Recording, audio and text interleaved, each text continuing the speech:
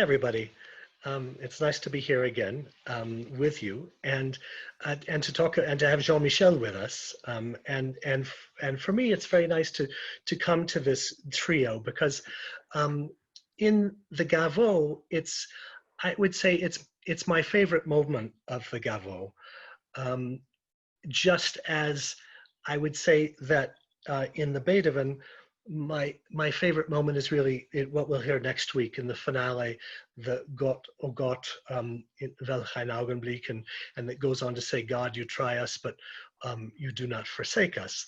And it strikes me that Gaveau in this movement and in Beethoven in that moment in the finale have brought some of their most imaginative and beautiful writing to those moments, and that both those moments are about an act of kindness, an act of human kindness, and in the Beethoven a little bit more of an act of kindness that from God, but it's in reaction here.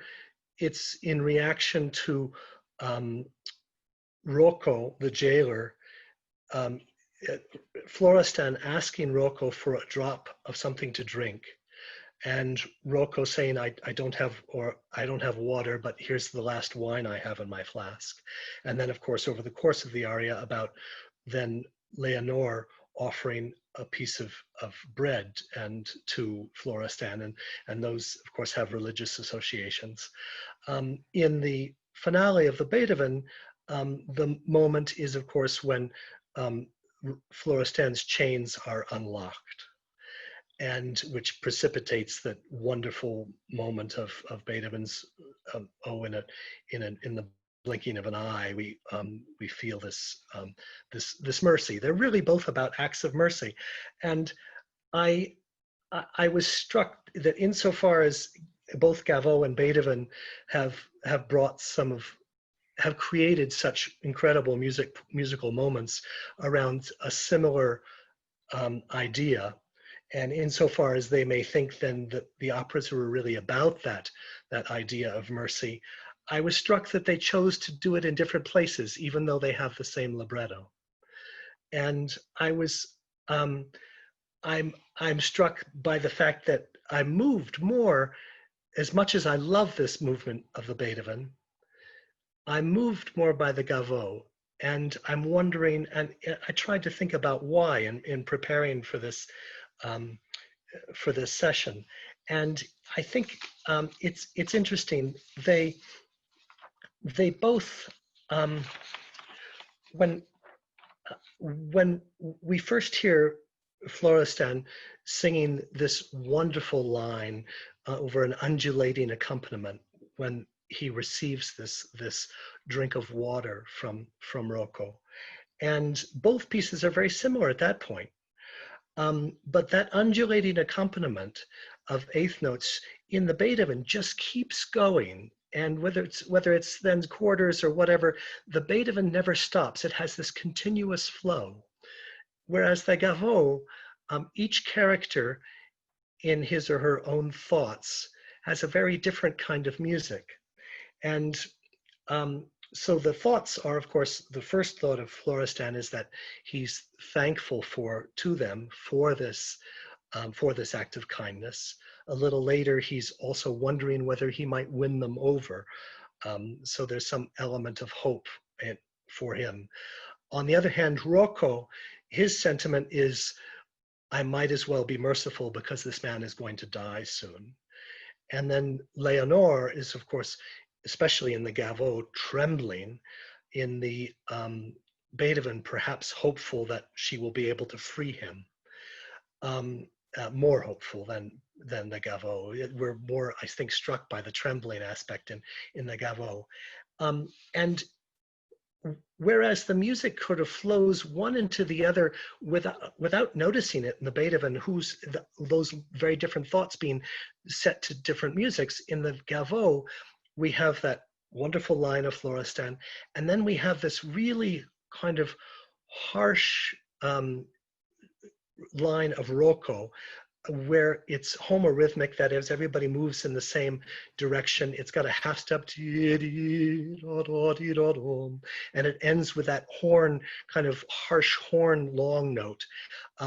And so we really feel the imminent tragedy of the situation in the gavotte. And then Leonore's music is, the trembling is expressed by this kind of offbeat thing, and the accompaniments da da da da da da da da da, and so then the drama in each of the trios, both Beethoven and Gavotte, is from the text where Leonore wants to give Florestan this piece of bread she's been saving, but of course Rocco says, no, that's going too far. You can't possibly. But then the drama is that he does relent, and that's the most dramatic point in each of the trios. In fact, the music stops for a minute in each, and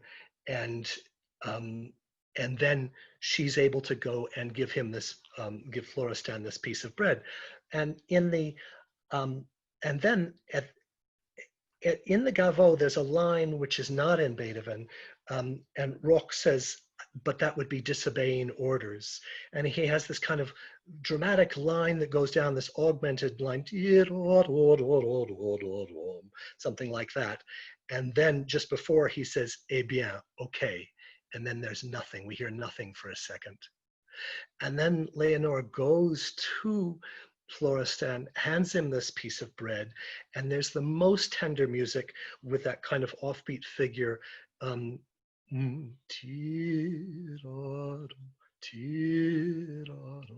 or prenez, take this. And whereas again in the Beethoven, there is that moment where Rocco changes his mind, but then the music just kind of continues to flow. And toward the end,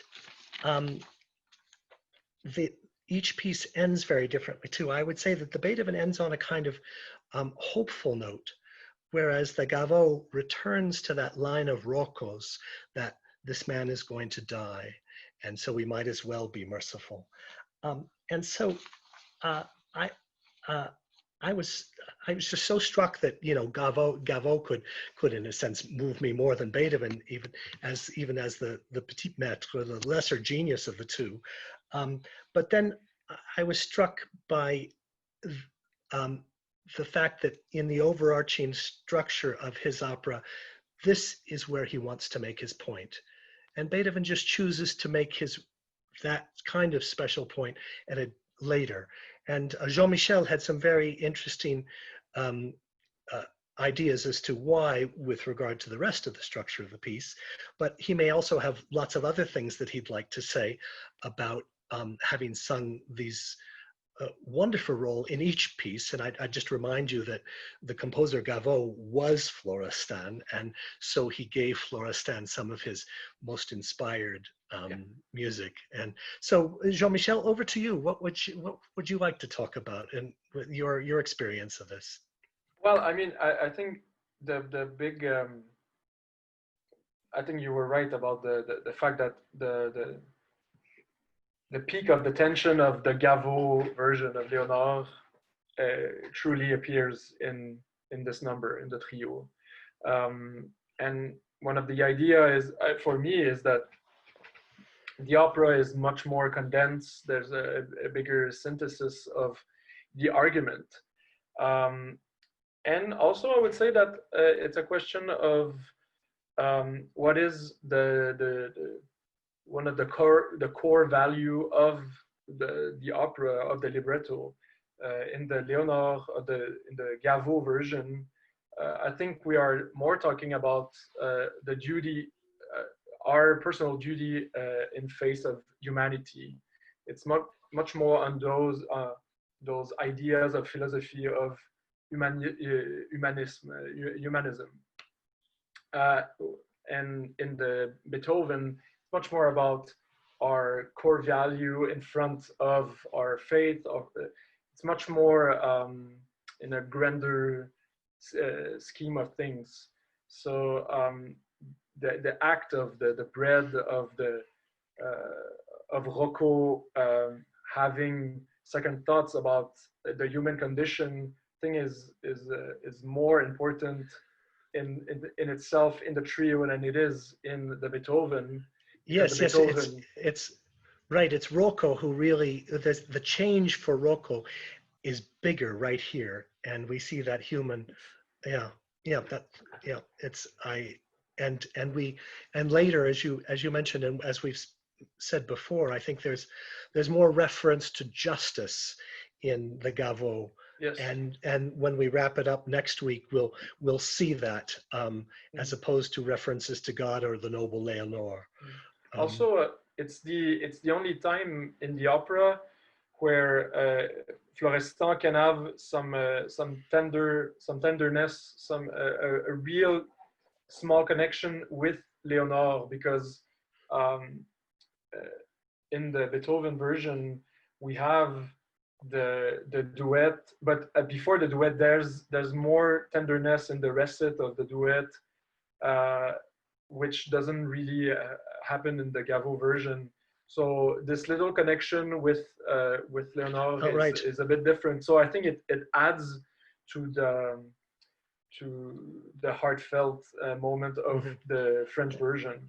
I mean, it's a question of pacing. For me, it's like comparing a good 40-minute episode of Star Trek with a movie, you know.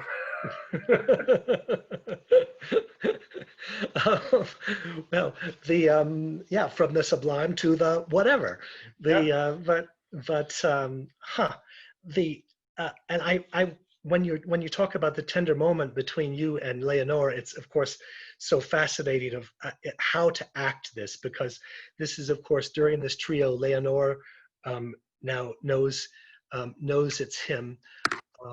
It's her husband. Her husband doesn't know it's his wife, and she keeps trying to give him something and yet pull away so he doesn't recognize her. So therefore Rocco doesn't recognize her and blow the whole scheme, Yeah. and that adds to the tension in both trios, I think. The way we approached the roles that Oriol and I, Oriol Thomas, the stage director, I think we were playing much more desperate and weak in a way, in a sense, and a weaker version of Florestan in the French version. I think he was much more affected by his condition, physically speaking. While when we did it again in February, we thought more about the mental struggle of Florestan and a bit less about his physical struggle, which balanced a bit the fact that I could sustain a longer period with a mental struggle than with a physical one. While when we did the first version, I was much more. You see it on the Yes. the DVD that I'm more sweaty. Yes. I'm more affected. I'm more weak. That's very interesting, and of course, as you mentioned to me earlier, that we and what our audience won't see on this until the video comes out in December or whenever, is the quartet which follows, and the duet, where the quartet, of course, is not set to music by Gaveau, but the duet is set by both of them. But nonetheless, it requires an enormous bit of stamina on well, of course, Leonore's part particularly, who's been singing the whole opera, but even you too, and to make that believable from a prisoner is I think you have to address the things that you and Oriol were you're just describing, that you addressed together.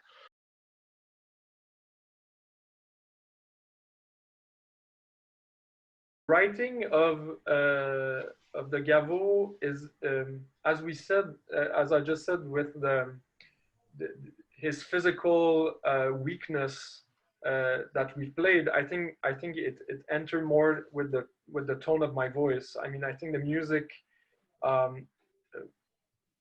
portrays more of like a really tender husband, because the scene, the trio, is many scenes. You know, it's a kind of like a mini duet with Leonore, and it's kind of like a mini duet with Rocco, and they have their mini duet together. And the relationship that we have in the trio in the Gaveau version is much more of the sweeter side of Florestan and Leonore, and I think it shows more in the voice. Where in the Beethoven, there's much more of a pleading towards Rocco. Even when Leonore comes and gives me the bread, there's not really some tender and sweet moment written in the music. There's a spring of gratefulness. He's hopeful, but he's less sweet. So I think you're right to have, you know, to have hear it in my voice, because I think those are different emotions, and the tone of the voice must reflect that. So yeah. Should we also tell our audience, Jean-Michel, I thought it was so funny. I mean, I knew it, of course, when I asked you to do Beethoven's Florestan, that I would have to tell you that it's very different from Fidelio's Florestan, or your and I think you came and said, "Oh, my teacher's going to say what?" And oh yeah. Yeah. So do you want to speak at all to how you your reaction to whether knowing Fidelio and then learning this the Beethoven and how it's different? That is the role. That is how is Beethoven's Leonore different from? Of course. I mean, every time that we think about Fidelio, like the final product, let's say, or the final version that Beethoven has put, the conductors that, or the production that puts this work into life, they always look at it with the vision of Goethe Dämmerung and Wagner at the end of the line. So there's always that analysis with that vision.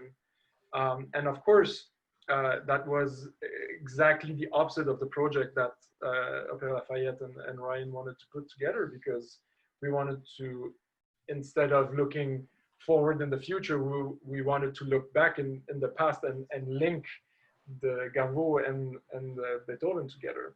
So on the voice side, it always troubles the singers who wants to sing the Fidelio, the Florestan of the Fidelio, because they see the Wagner singer in this work. And it's a bit bizarre, because you know for a fact that the first singers of the Leonore or the Fidelio, the week before, they sang Zauberflöte, you know, they sang Mozart.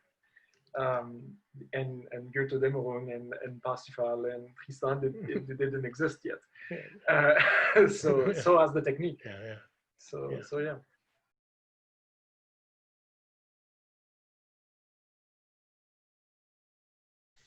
It's I think Auriel wanted to have something really close to the text. Like, I mean, in the aria, I begin the aria saying that there's nothing around me, that everything is dark, and we kind of you know, I refer back to the psychological despair that he has more than the physical one, and that he starts to see Leonore in his cell that is in the basement without windows, you know, and it's just like concrete walls. And I think that it's much clearer in the Beethoven that he's really secluded in that manner, that the connection is on a deeper and a higher level. You know, when he refers to his situation, he's always going up. It's always towards God and superior force. which is not that clear. I mean, yes, he's pleading directly to God, to his condition, but not to his fate. It's a different concept for me. So so yeah. Last week we had, of course, Will Crutchfield speaking with us and talking about what he created with the missing, as far as the missing parts of the aria were concerned, and he of course pointed up the connection with the Tamino aria and Tamino holding a portrait, and so there are even there's an echo for opera goers of the period of it, whether or not we made the choice to actually have it there. So that was, and Kirby had pointed out several. There was, I mean, I was struck by that parallelism that of her with the portrait, and then the possibility, or you're holding her portrait at least in your mind. Oh yeah, yeah. And but also with the cup that. Here, of course, that you get something to drink and he offers it to you is paralleled in the first act when Marceline offers Leonore something to drink after she's come in with these heavy things. And so we were talking about those structural parallelisms both within the opera as well as with different operas and images. But yeah. And it's if I might add, I mean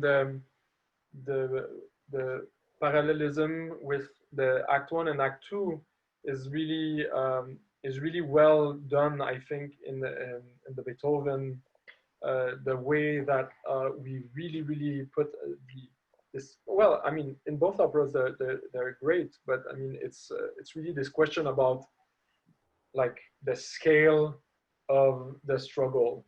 And in the first act, the scale is quite down, but it's the same kind of struggle between the characters.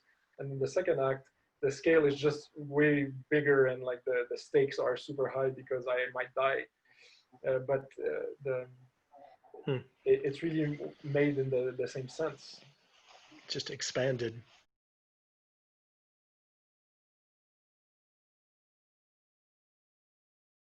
Great thing about this opera is that at least I'm not like singing just a bit in the beginning and then waiting for like 3 hours, and you know it's a bit right. It's not like Pinkerton in the Butterfly where you have to sing at the beginning of the opera and then wait for the entire opera and then come back at the end. At least for me it was just a question of like pacing myself to say, well, the opera doesn't start for me when the curtain goes up, you know. Yeah, right. I was arriving maybe 45 minutes before the show was starting, and I was like, I was just starting my routine much later. For me, and also you can warm up during intermission. Exactly. The great thing about having the second part is for me is that you don't have to warm up the public. And that's really nice though, because starting, I cannot imagine the pressure of starting an opera, and it's like, okay, we start overture, and then you need to win them over with like an aria, and at least they're really warmed up and they're like, okay, we have a lot of context and we know who is Florestan, and we know the struggle that he has, and it's why I like those two operas, is because the struggle of the characters are really well established, so we care about them, and when an opera does that, it's really easy for the music to win the public over.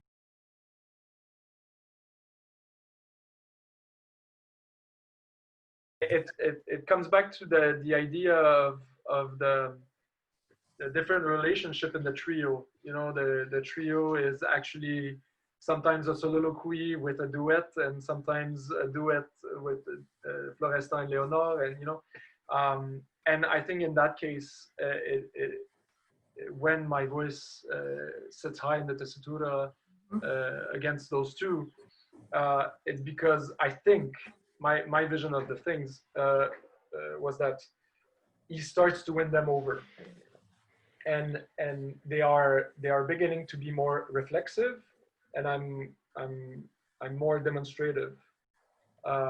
You see where more and more it's happening, more and more the pivot of the act is happening, because like a minute later everything is gonna fumble, you know.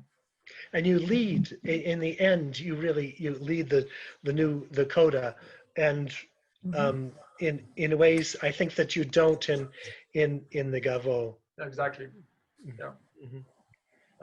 So yeah, this version, the Beethoven version of Florestan is he's much more at peace and more assertive with his condition, which is not exactly the same thing in the Gaveau. The Gaveau, I found that the Gaveau put and Bouilly in that case, they put Florestan in a weaker position on the moral ground, and really gave the spotlight to Leonore on that matter. Like she is much more in control, I feel, in the Gaveau version, where in in the Beethoven version, you see that Florestan is much more assertive, and he confronts more his environment, and is a bit less passive, even if he's chained up. One of the things, I'm not sure that Jean-Michel, you and I have ever talked about, but I talked about it with Christina, and we spoke about it earlier in one of the sessions, is exactly what is how morally pure, or perhaps even culpable, is Florestan as an aristocrat, like on the same level, on one level, in one way, as Don Pizarro and Don Fernando. And Christina, you were, what's the reference to? Oh yes, of course, coming up in the quartet as well, or the reference to killing. I'm going to murder. The Pizarro says, "I'm going to murder a murderer," and what it means for him to have called Florestan a murderer. And there's a moral ambiguity that's never really answered in this opera, but that Christina had brought up before. And I don't know whether that's clearer in the Gaveau or. Sometimes it's a reminiscence of certain context that they used to have in the larger scheme of the story. But at the end of the day, it is not the story about Florestan, and that's, for me, it's really, really important. The hero of the story is not Florestan; it is really Leonore, and Florestan is completely the accessory to elevate his wife to the rank of hero. But I mean, it's true that those are just political games around, between Fernando, between Florestan and Pizarro. Of course, the libretto has decided that Pizarro is the evil character. But again, it's we're not talking about Florestan as someone who's essential to the life of society. We're talking of someone who is essential to the life of Leonore, and it's because of that she undergoes her hero's journey. So yeah. Christina, had you added any further thoughts about that subject? Yeah, actually, and I'm wondering, it's related maybe to the question about who or what you are singing to at the moment where the portrait that is called for in the libretto does not come out. But we don't know what's in the portrait, in fact, right? And so, I mean, Florestan is singing about something that he was able to embrace at some point in his past. And whether that is his wife or something that his wife stands for, And I think that that enters into this question in an interesting way about Florestan grappling perhaps with his own knowledge of what he has done in the past, persuading himself that he did the right thing. Yeah, that's possible. That's possible. I think that that is important to note. When you act is that whether you are right or wrong, you always play as you're right. You know, it's like if you lie, there's no difference between a character who lies and a character who says the truth. You act exactly the same way, and that's the only way to be compelling. I think it's extremely interesting, but it's interesting to know that in my point of view as an actor, as a singer, try to convince yourself of something you did, or whether you're wrong or right, you're gonna play it the same way. So there's no way to decipher if I was true or not. Oh, I wonder actually, unless there are some other questions that RCL wants to call up, I thought I would just remind everyone that you, along with almost all our cast, went through the Montreal program, didn't you? Yes. Which is, yeah. and it's of course, it has a long history of, and I just wonder whether you found that there was more emphasis on acting in that particular opera program than there is in others. Not that you have been to many others, but I'm struck by often, and I don't know whether it's simply a French thing that in the 18th century people were acteurs chanteurs, not chanteurs acteurs, and that it stems, there's a tradition of in the opéra comique that people were first actors, and or whether and that has somehow part of the French tradition which you all reflect in some way up in Montreal, or whether it's still you find it's an active, it's actively taught, and you spend more of your day in that program on acting than you did on singing, or is there anything to that? Well, I mean, it's you're right in saying that there's something in connection with Atelier Lyrique de l'Opéra de Montréal, because Oriol was a young artist there, Pascal, Stephen, myself, Kevin. And that's the thing, I think. Oriol, for him, it's the prime directive to to have actors. So I think that he